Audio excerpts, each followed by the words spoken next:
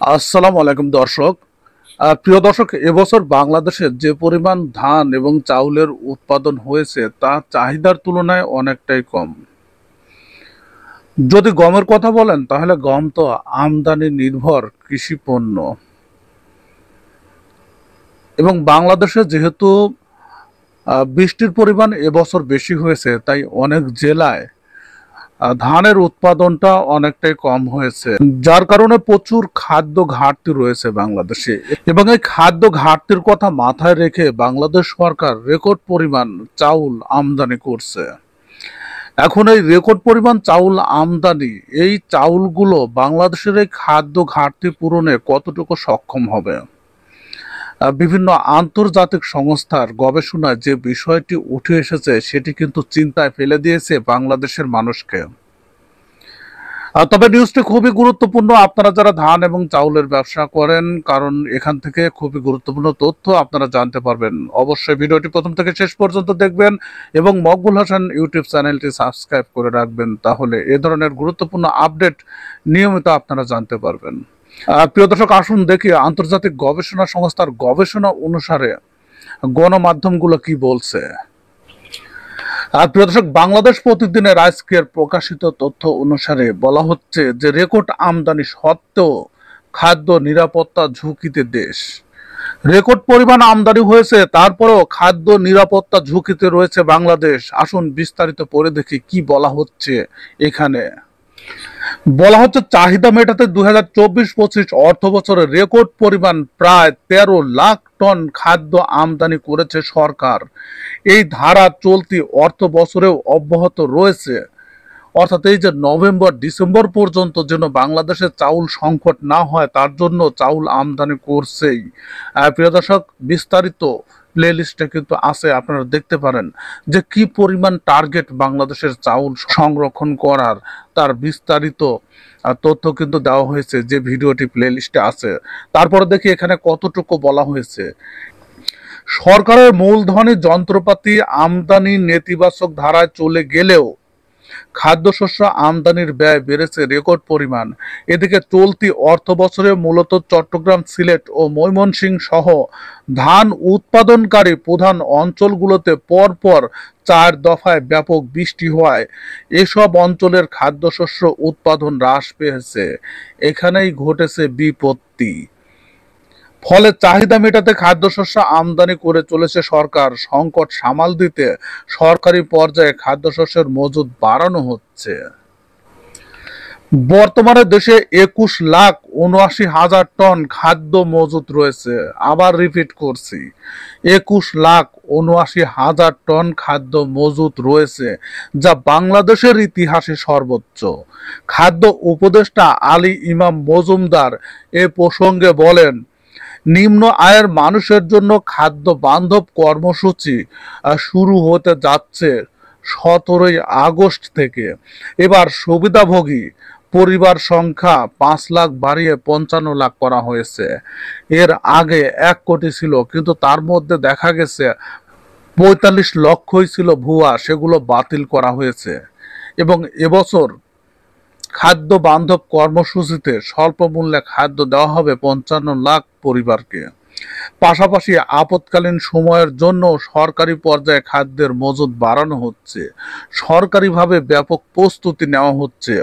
অন্যদিকে তীব্র খাদ্য নিরাপত্তার মধ্যে থাকা বিশ্বের শীর্ষ 5 দেশের মধ্যে চতুর্থ স্থানে আছে বাংলাদেশ। তীব্র খাদ্য নিরাপত্তা ঝুঁকিতে যে 5টি দেশ আছে বিশ্বের, তার মধ্যে 4 নম্বরে আছে বাংলাদেশ। তার মানে বুঝতেই পারছেন যে আন্তর্জাতিক গবেষণা সংস্থার গবেষণা অনুসারে এই ভয়াবহ চিত্র উঠে এসেছে বাংলাদেশের জন্য।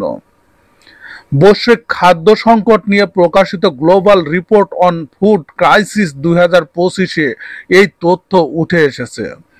জাতিসংঘের 5টি সংস্থা মিলে এই প্রতিবেদন প্রকাশ করেছে। সংস্থাগুলো হলো FAO, ইফাদ, WFP, WHO ও ইউনিসেফ।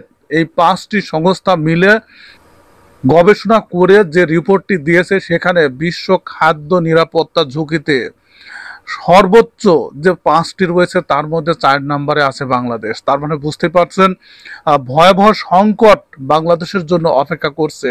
কারণ এবছর কিন্তু ইঙ্গিত পাওয়া যাচ্ছে বন্যার পরিমাণ আর একটু বাড়বে। তাই যদি হয় তাহলে খাদ্য সংকট মোকাবেলা কিভাবে করবে বাংলাদেশ সরকার, বিষয়টা নিয়ে টেনশনে পড়ে গেছে বাংলাদেশের চিন্তাশীল মাথাগুলো। সংস্থাগুলোর এই প্রতিবেদনকে সিরিয়াস হিসাবে আমলে নিয়েছে অন্তর্বর্তী সরকার। এজন্য খাদ্য উৎপাদন বাড়ানোর সঙ্গে আমদানিও বাড়ানো হচ্ছে। 5 সংস্থার এই প্রতিবেদনে উল্লেখ করা হয় শুধু খাদ্য নিরাপত্তার সংকটই নয়, স্বাস্থ্যকর বা সুষম খাদ্য গ্রহণের দিক থেকেও বাংলাদেশ পিছিয়ে রয়েছে। এ বিষয়ে গত 7 বছরে অনেকটা উন্নতি হলেও এখনো দেশের 7,71,00,000 মানুষ স্বাস্থ্যসম্মত খাবার পায় না। দেশের 10% বেশি মানুষ অপুষ্টির শিকার। এ অবস্থা থেকে বেরোনোর জন্য বাংলাদেশকে কার্যকর উদ্যোগ নিতে বলা হয়েছে। এই 5টি সংস্থার গবেষণার ফলাফল অনুসারে বাংলাদেশ সরকারকে প্রস্তুতি নিতে বলা হয়েছে। খাদ্য মন্ত্রণালয়ের তথ্য অনুযায়ী 2022-23 অর্থ বছরে সরকার 6.33 লাখ টন, 2021-22 অর্থ বছরে 6.83 লাখ টন, 2020-21 অর্থ বছরে 5.72 লাখ টন খাদ্যশস্য আমদানি করেছিল। সেখানে গত 2024-25 অর্থ বছরে আমদানি করা হয়েছে 12,96,000 টন। তার মানে তার দ্বিগুণ পরিমাণ আমদানি করা হয়েছে 2024-25 অর্থ বছরে। 23-24 অর্থ বছরে সরকারি ব্যবস্থায় কোনো চাল আমদানি হয়নি, শুধু 7,84,000 টন গম আমদানি করা হয়েছিল। তবে সে বছর বেসরকারি ব্যবস্থাপনায় 5 লাখ টনের মতো চাল আমদানি করা হয়। হিসাবে গত কয়েক বছরের খাদ্যশস্য আমদানি দ্বিগুণ হারে বেড়েছে। এজন্য বেড়েছে খাদ্যশস্য আমদানি ব্যয়ও। দেশের মানুষের খাদ্য নিরাপত্তা নিশ্চিত করতে উৎপাদনের পাশাপাশি আমদানি করেও চাহিদা মেটাচ্ছে সরকার। প্রিয় দর্শক, বুঝতে পারছেন যে কি অবস্থা হতে যাচ্ছে। সরকার দ্বিগুণ পরিমাণ আমদানি করছে, মজুত রয়েছে রেকর্ড পরিমাণ। তারপরও আন্তর্জাতিক সংস্থা 5টি সংস্থা মিলে যে প্রতিবেদনটি প্রকাশ করেছে, সেখানের ভয়াবহ যে চিত্রটি, যে পৃথিবীর মধ্যে যে 5টি রাষ্ট্র খাদ্য সংকটে, তীব্র খাদ্য সংকটের মধ্যে রয়েছে, তার মধ্যে অন্যতম বাংলাদেশ।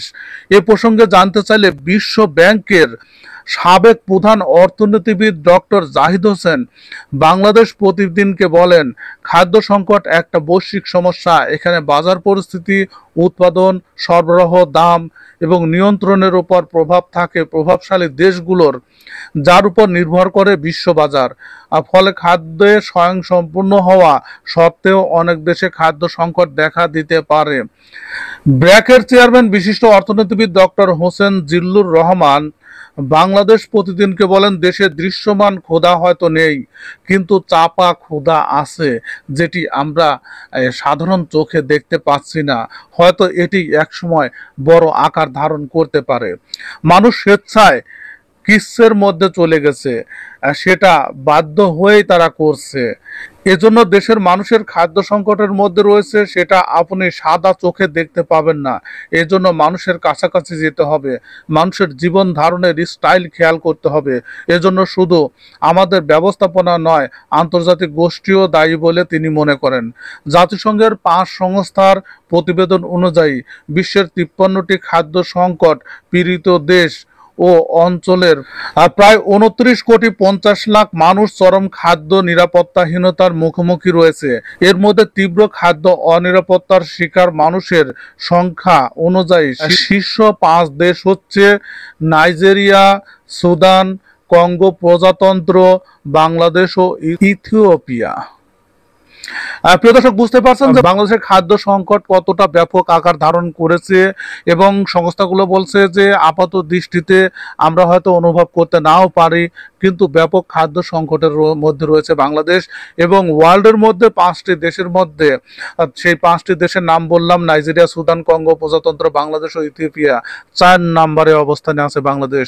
প্রিয় দর্শক, তার মানে বুঝতেই পারছেন যে সামনে খাদ্য সংকট মোকাবেলায় সরকার যথেষ্ট চেষ্টা করছে, কিন্তু কতটুকু সফল হবে সেটি এখনই বলা যাচ্ছে না।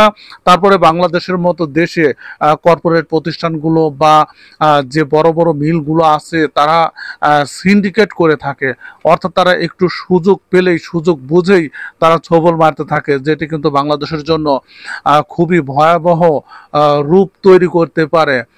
তাই অবশ্যই সবাই এই বিষয় সম্পর্কে সতর্ক থাকবেন, খাদ্য ঘাটতি বিষয় সম্পর্কে সতর্ক থাকবেন এবং সচেতন করবেন সমাজকে।